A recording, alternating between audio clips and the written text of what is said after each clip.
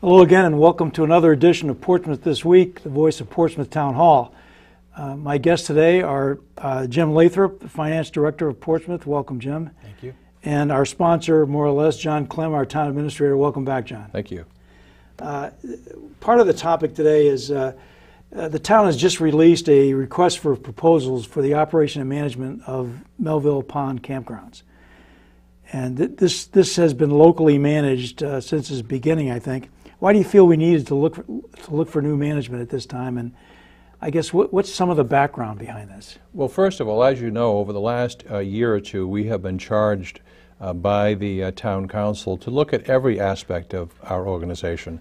And we have done that in numerous areas.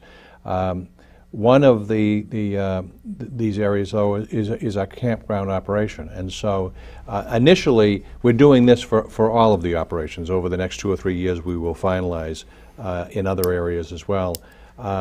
But specifically in terms of the campground was started, some 20 years ago as a revenue generator. Obviously, not very many Portsmouth residents regularly camp out in our own town. And so it wasn't a service that was providing amenities to our local residents. The value to us was from the revenue derived from the campground operation that was to go to recreational programs for our residents. This was a parcel of land that was transferred from the federal government with restrictions that it be used for recreational activities.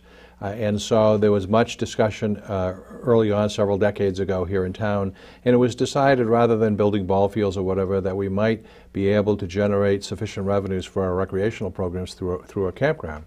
And so that's exactly what has happened over the last 20 years, and with a varying degree of success from year to year.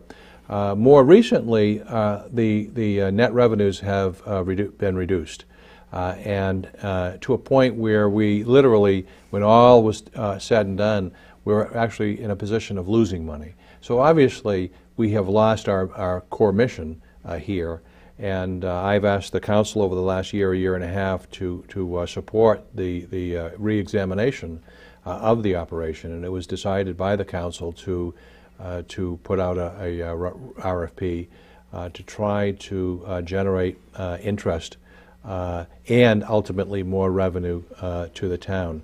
What we found, though, is that this is no reflection of the present operators who work long and hard, but Jim and I and the town council feel that the model itself is broken. It's not founded on profit. We have a guaranteed salary for the managers, housing and other expenses that are taken care of. And then whatever is left over at the end of the year comes to the town. And so there's no real motivation, if you think about it, to work harder and to succeed or to make more money because of the model that has been in place over the last 10 and 20 years. And as I said, I don't blame the present operators for that. Jim and I have proposed in this RFP to fundamentally change the model, for the town to get out of the business of running a campground and allowing private individuals to come in with guaranteed income coming to the town, because that's why we're doing it. And so that is really the thought process that has taken place. Yeah, I just wondered, I believe you've involved local residents and even local campers in this development process for this RFP. Can you describe that? Yeah, we have a working group that is made up of all of residents, but for one user, an individual who has used the facility for almost 20 years sits on our committee as well. But the committee has been very helpful in terms of working out the details of the RFP. And additionally, they're all public open meetings, and so we've had a cadre of users come in as well, and they've been very helpful in terms of there was initially a concern that we were trying to close the campground or something, but when they understood what our motivation was, they actually have turned out to be very helpful because they are campers.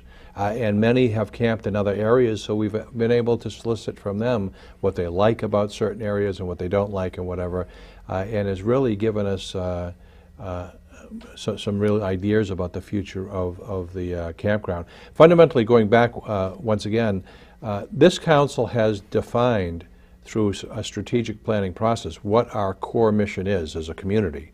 And obviously, we are undertaking activities that would not be defined as a core mission, and that is part of the motivation in terms of what is happening as well. You know, we are supposed to educate our kids. We're supposed to have a healthy and safe community, and we're supposed to take care of our infrastructure. Those traditionally are our core missions, and because of the limitations of finances, we have to look at the other activities and say, you know, are those activities that should be paid for by the users of the activity as opposed to the entirety of the community. So we're going through that type of planning process as well. Jim, I think you had some good comments in a recent newspaper article about you mentioned that most towns have user fees for things like this, like beaches, beach parking, et cetera, et cetera. So this is, it looks like the first effort to try to bring this thing together to generate more revenues. It is. We looked at all the towns in Rhode Island. Typically about 75–77% of their revenue comes from tax and the rest from other user fees. In Portsmouth's case, taxes are about 85% of our total revenues. So it just kind of shows that we need to kind of make a change, and it's not something new. The other communities are doing this too. From beaches to ambulances to campgrounds. So it's just a process. Yeah, and I think as both of you have discussed before, if we don't do something, we're going to end up with deficits going forward. So this is, there's a little bit of urgency here to try to get a handle on some of this stuff. The campground itself, how big is it? How many units? What kind of amenities, et cetera? The campground itself is 53 acres. It's part of the Melville Recreation, which is I think 150 acres as a total. Campground now is open from April 1st to November 1st. There's 123 sites on the campground. 32 of them have water, electric, and sewer, and 34 just have water and electricity. So we do have sewers in Portsmouth. Aha. Yes. And it's that there's a small store. It basically sells some firewood and stuff. A pavilion. There's a couple fields there. You know, being new to the town, I drive to all these places because I haven't grown up here. It is a well run. You look at it, the grasses are mowed, the sites, I think it's part of, we talked about, it's a change in the business model. We're asking the vendor to have a little skin in the game. Yeah, I think that you made an excellent point about that. What kind of, John, you talked about the revenues from the campground, how over the last couple of years it's actually been negative for the town. What is it you're looking for in this RFP to try to correct that?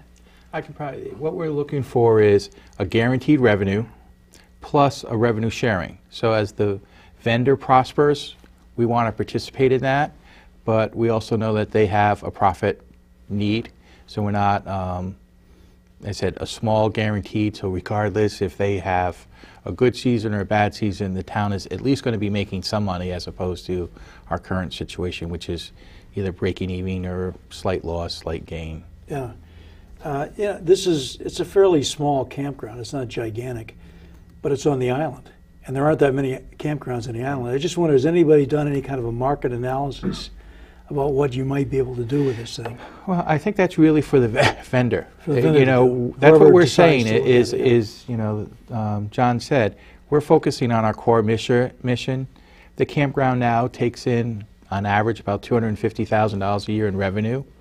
I think there's some opportunities to improve revenue, but we can't be all things to all people. Yeah, and you can't dictate how it's done. I exactly. think, we initially, Doug, approached this by saying, revenues are down. Let's undertake an operational audit and figure out what is going wrong or how we could improve the situation. And it came to us in that process that, that's really not our responsibility or role. We're not knowledgeable about management of operations like campsites. There are many other people, business folks and others that have run similar businesses. Our role should be collecting money. I mean, this is town property, and all we want to do is to generate revenue to fund recreational programs for our youngsters. That's the sole responsibility of the town. And so instead of the town doing the type of market analysis or trying to figure out what we could do better, it came upon us, let's just put it out and let those that know better than us what needs to be done, and change the model so that it will become profitable for them the more successful they are. And so we've really changed our mindset as we've gone through this whole process. It sounds like a great business opportunity for somebody who would like to get into that business or has been in that business. That's really the greatest frustration right now that we're feeling is that unfortunately someone on the campground committee the other night said, half the problem is there are many residents in Portsmouth that don't even know we have a campground, never mind whether they're thinking about managing it or whatever. And so there's a learning curve there. But I agree with you. I mean, I think this is an extraordinary opportunity for maybe a recent or soon to be retired individual that is finishing up a career but is not wanting to sit at home for, or someone right out of college as well. The frustrating part about it is the people that have been kicking the tires here are national entities that are in this business. And I could not agree more with Councillor Blaze, who said that we should do all that we can do to try to keep these operations locally. And certainly in our desire to get the best management possible, if it's a jump ball, it should go local. And so Jim and I have tried working with Bill Clark in a business development office and the Portsmouth Business Association and the Chamber of Commerce, and sending out information to town employees, teachers, and the like, to try to get the word out that this could be a very interesting business opportunity for a local resident. We hope that Absolutely. That's the case. And one of the things, too, in the RFP is that the committee decided to offer additional points. We score it for all the people who propose it. So Newport County residents will actually get some bonus points. So so they'll have sort of a preference. Yes. Exactly. Let's talk about the RFP itself. What are some of the key terms and the timelines here, Jim? Well, the RFP is out. There's a meeting on September 10th at the campground. Here's a picture of it if you want to. This is what the RFP looks like. If anybody wants to know, Bob. It's on our website. It's on the Newport City regional website. Okay. And it's at the final bids are due October 3rd, so there's time to look at it. Individuals can contact myself, John's office. We've had several people who've asked for tours. There's questions that they can submit questions by September 11th, and we'll answer and post all the questions and all the answers by September 12th. You can tell by the questions what people really have some expertise. As I said, some of the national firms that have contacted us, they ask questions that I wouldn't even have thought of, but because they're in the business, they understand. They understood. Yeah. Well, I think the thing that struck me particularly was the single-family residence that's available, 12 months of the year to whoever takes us over. And we do have a lot of veterans on the island. I would have thought that, and we're trying to get the word out to them as well, that there's a possible opportunity for somebody who likes camping, likes the lifestyle, and could jump on this. It sounds like I'm hoping we get a lot of local interest in this thing. This campground, moving forward, what kind of oversight do you see of the campground operator once he or she or whatever is selected? And how does the Melville Park Committee fit into this, or do they at all? Well, first of all, in terms of the oversight, it always will be a town operation. And so even though we want to have a much more hands-off approach, if something's going on there that isn't right, we're going to get the complaints. And so we're cognizant about that. But for that, I think there has been too much micromanagement in the past. Everything from the setting of the rates to rules and regulations. The fact is that our mindset now is that the next manager should be able to set the rates. As long as their prime motivation is the highest amount of revenue generation, then they're going to set a rate that makes the most sense. And I think that if you ask counselors, they'd say that they don't have any particular expertise in the campground industry as well. And so we want to allow the most flexibility possible for the next manager to make those types of decisions. So we don't want to micromanage the operation. Okay. And the committee? The Melville Park, I think that we actually have the chair of the Melville Park Committee as a member of our working group, because there obviously needs to be a close working relationship and synergy between what's happening through the walking trails and the ponds and the like to the benefit of the campground operation. And so that's why we invited the chair of the committee to actually serve on our working group. Now, has that committee recommended any possible improvements, for example, new amenities they might think about or they might recommend?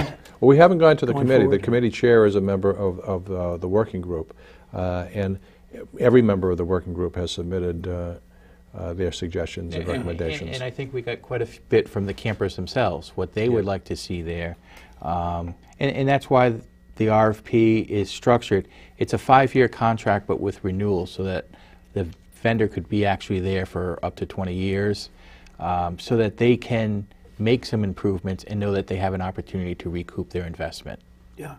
I mean, you have something like 32 seasonal individuals or families that pays like $3,800, $3,700 or $3,800 a year, year in and year out. And so very similar to the operation of a golf course where you might have some memberships as well as the day players, this operation has basically guaranteed income from the folks that are coming year in and year out. And there's a significant waiting list for those sites as well. Yeah. I would think too, one of the expenses for something like that might be insurance. And how would this be insured? Would this be something that the vendor would have to go out and arrange for himself, or can he piggyback on something? It's still town property, so it's covered under our insurance through the Rhode Island Trust. They'll have to have their own liability insurance. In the RFP, it does require a $5 million policy with the town as a named insured, so that if an accident happens, that they're at fault. Yeah, I'm thinking liability probably more than anything else. Exactly. So they'll provide their own insurance for that, and we'll be still insuring the property and buildings. Okay.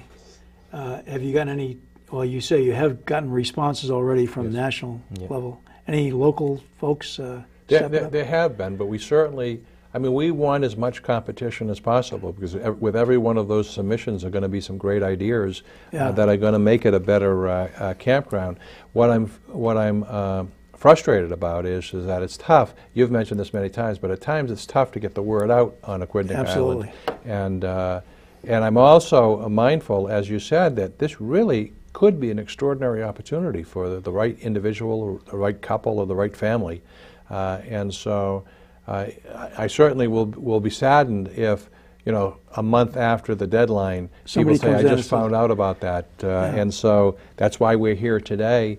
And we encourage everyone listening to this program that even if they themselves might not be interested, they might have a relative or a friend or a neighbor or whatever that's in a position. They might have worked at a bank for 10 or 15 years and are becoming frustrated. They're looking for another opportunity, or it might be a young person just graduating with a business degree from Roger Williams, or it might be a young early retiree in the military. We're hoping that the community gets behind this and makes sure as many people as possible know that there's a real opportunity here. Yeah, I would think so. And I guess the idea of, as I recall the terms, you're looking for $25,000 to lease the Well, property. that's the minimum accepted. Minimum accepted bid? Yes. Okay. But then there's also, as you say, John, there's revenue built in already with the permanent campers. Yes. So it would seem that, somebody with not a lot of capital even could get in on this thing that had the right management ideas about it. Well, I'm not believing that that you need a large sum to take this over. You're going to need money for cash flow. There are requirements for the first year's payment and insurance and that type of thing. So I wouldn't want to mislead anybody to think that they could waltz in with no capital at all. But I think there's going to be different types of submissions. I think that we're talking to some national folks that would like to significantly expand the operation and spend a lot of money. We've heard people talk about swimming pools and tennis courts and the like. At the same time, we have individuals that are of the mindset that they'll go in for a year or two, maybe not try to maximize income to themselves the first year or two while they figure out how to optimize the operation and maybe put a long-term capital plan together. I'm of the belief that someone could take this over with a relatively modest amount of capital. Now, is there an opportunity to expand the property in terms of? Well, the major issue there, the answer is yes. There's enough, literally there's enough space to do that. The problem is sewer. And that is, we have sewer capacity there, but it cannot be expanded. And so if you were talking about expanding the seasonal spaces, you would probably have to be looking at a package treatment plan or some type of collection system that other areas, neighborhoods in town have. And so if you're talking about a significant expansion, if you're doubling or tripling or more the capacity, then you probably have to be looking at and I would think system. these national companies would have experience with that. Yes. And these things are, as you say, my neighbors in Ferry Landing right behind me have a centralized sewer system. Yes. So it's very easy to do, I Yeah. think. I think it's a great opportunity, and I encourage everybody to at least call up and talk about this at the very least, and try to figure out a way that they may want to get in on this and become part of Portsmouth history going forward. If you review the RFP, Jim has actually offered to people can call him even before the site visit on the 10th to have an individual a meeting with Jim or whatever. So if you're somewhat interested but you don't know enough about it, then give us a call before September 10th and either sit down with us or we'll go take a tour with you. Yeah, this is a great opportunity. This is one of several facilities we have in Portsmouth, and I'm sure you mentioned that going forward we'll be looking at other things. I was very impressed with the recommendations from that Revenue Generating Committee the other day, and it just seems so right on the mark. We're paying nothing essentially for moorings. We're paying nothing for all these facilities. And as you say, most towns already have these user fees in place. And our problem is going to be trying to make change. Change is always hard. And at the same time, Doug, as you know, through the budgetary process this last year, we had to leave 2 police positions open. We didn't have the funding to fund 2 existing positions or whatever. So we have to, as a community, make tough decisions about what we think our core mission is. At the very time that we're basically giving away the moorings, we can't fill police positions. And so while there is some argument about this, some would suggest that boating is the type of extracurricular activity. It's not a core mission for a community. And I would be willing to bet that there are very few communities left in New England that are on the coast that don't charge for beaches, that don't charge for a mooring or whatever. And so we're just trying to catch up to some of the other communities. And it isn't because we want to raise taxes or that we're not sympathetic to folks that are on limited incomes or whatever, but we're just trying to be able, as we go into the future, to fund our core mission. Yeah. I mean, we have a school system that is going to need resources. We have police and fire You drive around town. I mean, our fire department isn't in the building itself isn't in the best of condition. Our police department needs attention, and so we're trying to make some sense of all of this.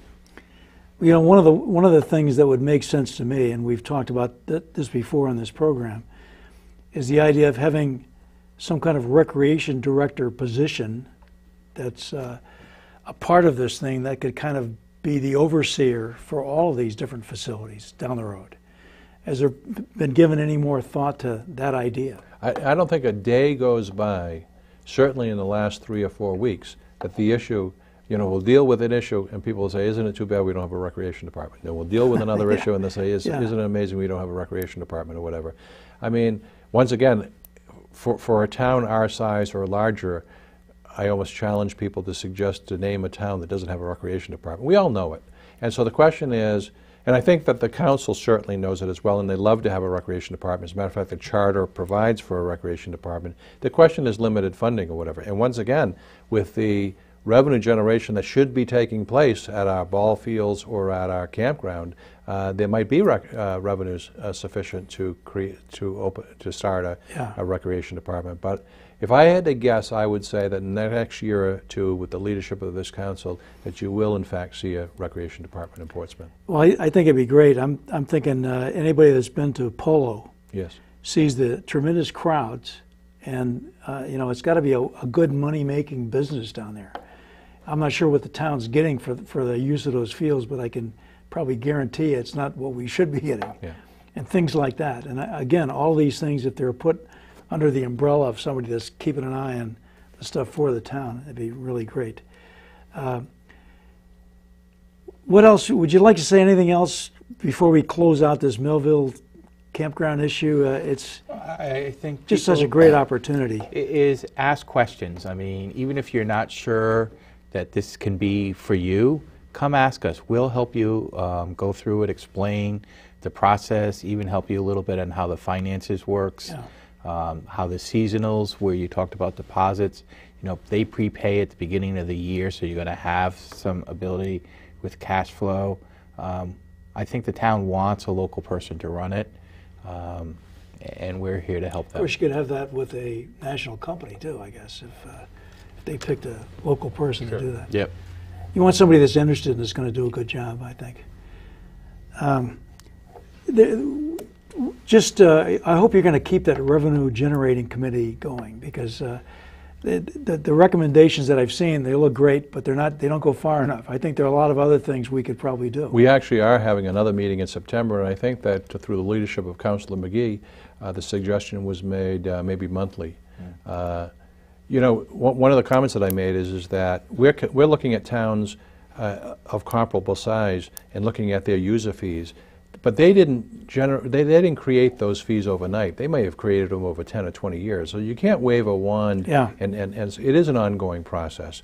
We've selected, the working group has selected 3 or 4 that they're going to be asking the council to consider or whatever. And it's not a be-all or end-all or whatever, but it's a start. And so I think that you will see this committee. I just hope they keep digging, because I think there's plenty out there. And I think you're right. It's a matter of priorities. And we need to focus on our infrastructure, our security, our schools, things that we need to pay attention to. Well, thanks very much for coming in, gentlemen. Thank you. Appreciate it. This is Doug Smith signing off. I'll see you the next edition of Portsmouth This Week. Thank you.